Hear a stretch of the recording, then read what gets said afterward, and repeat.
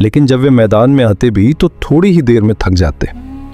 तलवार उठाते ही उनके हाथ कांपने लगते, घोड़े पर बैठते ही उनका संतुलन बिगड़ जाता और तीर चलाने में उनका निशाना बार बार चूक जाता। उस्ताद हैरान थे। उन्हें उम्मीद थी कि सुल्तान के ये तीनों शहजादे बहादुर और ताकतवर बनेंगे, मगर असलियत ये थी कि लार प्यार ने उन्हें आलसी बना दिया था। उधर साद का हाल बिल्कुल अलग था। साद सुबह सबसे पहले उठता। वो चुपचाप मैदान में जाकर अभ्यास करता। जब बाकी तीनों भाई सो रहे होते, साद अकेला तलवार चलाने की मशक करता, तीरंदाजी सीखता और घुड़सवारी की कोशिश करता। शुरू शुरू में उस्तादों ने भी उसे ज्यादा अहमियत नहीं दी, क्योंकि सुल्तान खुद उसे पसंद नहीं करता था। लेकिन धीरे धीरे उस्तादों ने देखा कि ये काला सा शहजादा असाधारण मेहनत कर रहा है। कुछ ही महीनों में साद ने तलवारबाजी में ऐसी महारत हासिल कर ली कि बड़े बड़े सिपाही भी हैरान रह जाते। तीरंदाजी में उसका निशाना इतना सटीक था कि दूर रखा छोटा सा निशान भी वो आसानी से भेद देता। घुड़सवारी में भी वो बाकी तीनों भाइयों से कहीं आगे निकल गया। एक दिन उस्तादों ने सुल्तान शाहजमान से कहा, जहां पना, अगर इजाजत हो तो हम एक मुकाबला रखना चाहते हैं ताकि चारों शहजादों की काबिलियत सामने आ सके। सुल्तान ने यह सुनकर मुस्कुराते हुए हामी भर दी। उसे पूरा यकीन था कि उसके प्यारे बेटे उमैर, हमजा और जीशान ही इस मुकाबले में जीतेंगे। अगले दिन महल के बड़े मैदान में मुकाबले का ऐलान हुआ। पूरा शहर ये तमाशा देखने के लिए जमा हो गया। सबसे पहले तीरंदाजी का मुकाबला शुरू हुआ। उमैर ने तीर चलाया। तीर निशाने से दूर जा गिरा। हमजा की बारी आई। उसका तीर भी लक्ष्य से चूक गया। जीशान ने कोशिश की, मगर उसका तीर भी सही निशाने पर नहीं लगा। अब सबकी नजर साद पर थी। लोग आपस में फुसफुसा रहे थे, देखो अब ये काला शहजादा क्या करेगा। साद ने बिना घबराए धनुष उठाया। उसने बिस्मिल्लाह पढ़ी और तीर छोड़ा। तीर सीधा उड़ता हुआ गया और बिल्कुल निशाने के बीचों बीच जा लगा। पूरा मैदान एक पल के लिए खामोश हो गया। फिर अचानक तालियों की आवाज गूंज उठी। इसके बाद तलवारबाजी का मुकाबला हुआ। साद ने इतनी फुर्ती और बहादुरी दिखाई कि बड़े बड़े सिपाही भी दंग रह गए। अब सुल्तान शाहजमान की आंखों में हैरानी थी। उसे यकीन नहीं हो रहा था कि वही शहजादा जिसे वो हमेशा नजरअंदाज करता आया था, आज सबसे ज्यादा काबिल साबित हो रहा है। मगर कहानी यहीं खत्म नहीं होती। असल इम्तिहान अभी बाकी था। एक दिन खबर आई कि पड़ोसी राज्य का एक जालिम राजा अपनी फौज के साथ हमला करने की तैयारी कर रहा है। पूरा राज्य खतरे में था। अब सुल्तान को अपने बेटों की बहादुरी आजमाने का मौका मिलने वाला था। लेकिन आने वाली जंग में कौन सच्चा हीरो साबित होगा? क्या वही शहजादे जिन्हें सुल्तान सबसे ज्यादा चाहता था, या फिर वो काला शहजादा साद जिसे हमेशा ठुकराया गया? इस सवाल का जवाब आने वाली कहानी में छुपा था। जब वे करीब आए तो दरबार में गहरा सन्नाटा छा गया। उमैर, हमजा और जीशान के कपड़े फटे हुए थे। चेहरे पर थकान साफ नजर आ रही थी। उनके बाल बिखरे हुए थे और आंखों में शर्म झलक रही थी। वो वही शहजादे थे जो 1 महीने पहले बड़े गर्व और शान से महल से निकले थे, लेकिन आज उनकी हालत किसी गरीब मुसाफिर जैसी थी।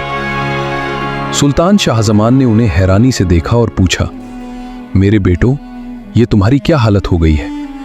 और वो दौलत कहाँ है जो तुम कमाकर लाने वाले थे? तीनों भाइयों ने शर्म से सिर झुका लिया। उमैर ने धीमी आवाज में कहा, जहां पना, हमने कोशिश की, लेकिन हमें कोई काम नहीं आता था। लोग हमें काम देते थे, मगर हम निभा नहीं पाते थे। आखिरकार हमें हर जगह से निकाल दिया गया। दरबार में बैठे लोग आपस में फुसफुसाने लगे।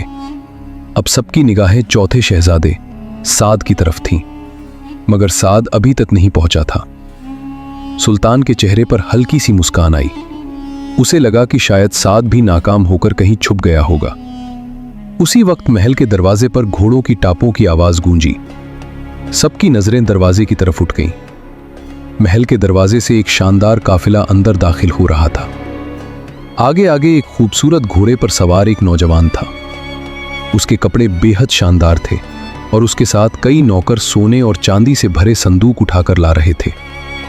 दरबार में बैठे लोग हैरानी से एक दूसरे को देखने लगे। जब वो नौजवान करीब आया तो सबकी आंखें फैल गईं। वो और कोई नहीं बल्कि शहजादा साद था। मलका महनूर की आंखों में खुशी के आंसू आ गए। साद घोड़े से उतरा, आगे बढ़ा और सुल्तान शाहजमान के सामने अदब से झुक गया। उसने कहा, जहां पना, आपके हुक्म के मुताबिक आज मुझे समझ आया कि इंसान की असली कीमत उसकी शक्ल से नहीं, उसके किरदार और मेहनत से होती है। और मेरे बेटों में सबसे ज्यादा काबिल साद है। इसके बाद सुल्तान ने दरबार के सामने ऐलान किया, आज से शहजादा साद ही इस सल्तनत का अगला वारिस और भावी सुल्तान होगा।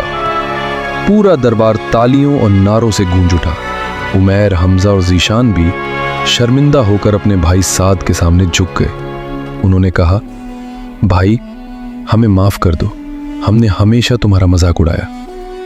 साद ने मुस्कुराते हुए उन्हें गले लगा लिया और कहा, भाइयों के बीच नफरत नहीं, मोहब्बत होनी चाहिए।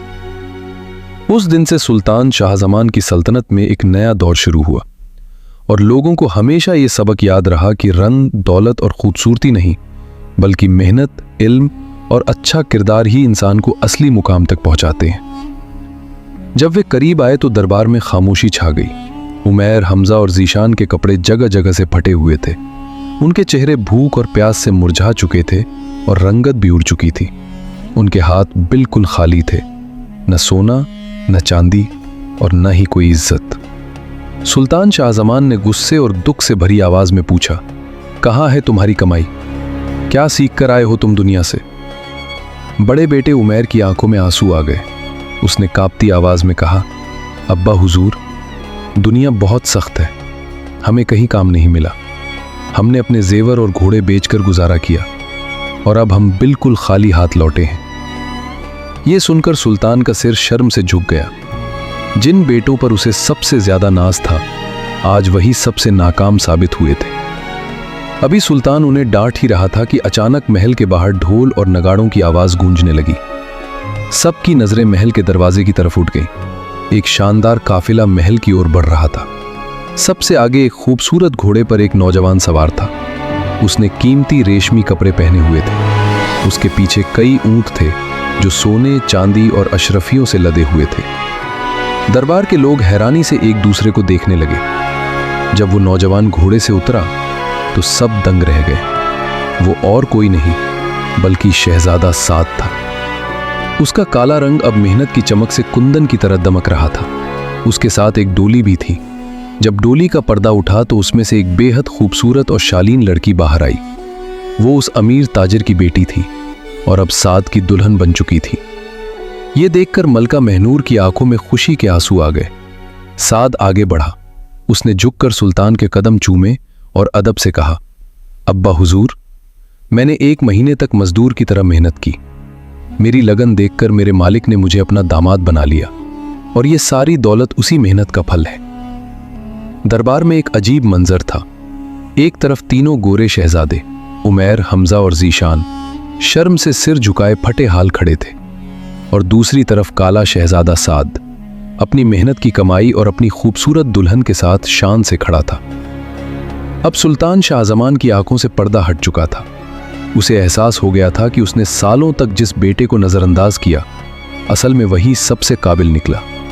सुल्तान धीरे धीरे अपने तख्त से उतरा और साद के पास आकर खड़ा हो गया। फिर उसने साद को अपने सीने से लगा लिया। सुल्तान की आंखों से आंसू बह रहे थे।